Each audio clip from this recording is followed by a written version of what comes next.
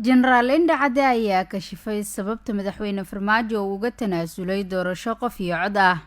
jenaraal yuusuf indha cadde oo shabeelle waraysi gaar ah siinayay ayaa sheegay inuu ku faraxsanaa in waddanka ka dhacdo doorasho qof iyo cod ah, balse waxa uu sheegay in taasi ay dhici weysay, laguna eedeeyey ra-iisul wasaarihii hore iyo xukuumaddiisa 3 sano iyo bar inay ka shaqayn weysay in dalka ka dhacdo doorasho qof iyo cod ah. arrintaasina halkaas ayay ku dhammaatay ayuu yidhi indha cadde. sadarabta hadawda sadka badaweyda la yeelaa annaga lafteena waxaan ku faraxsanayn in doorasho qof iyo cod la qabto.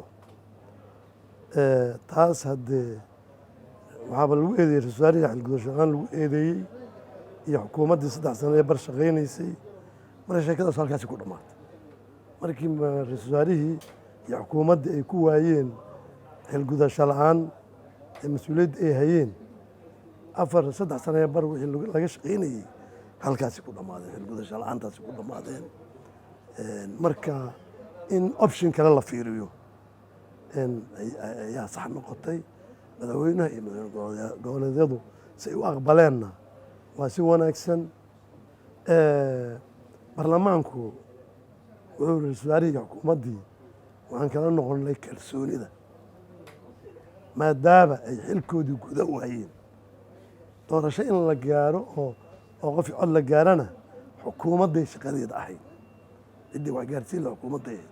xukuumadda xilkeedii marka halkaasi ku dhammaatay.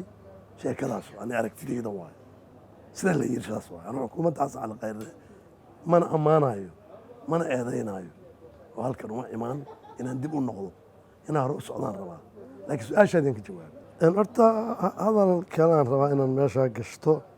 doorashada horta waqtiga dhammaha waan bilaabay waa naloo sheegay.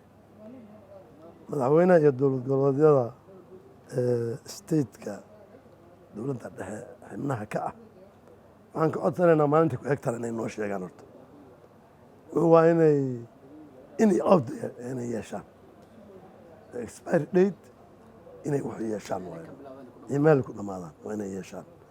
bilowgi waa noo sheegeen. waxaan horta ka codsanaynaa inay noo sheegaan intaysa kala tegin dhammaadkii inay noo sheegaan. waa qiyaasaya inay dhammaadkiina isla gaareen.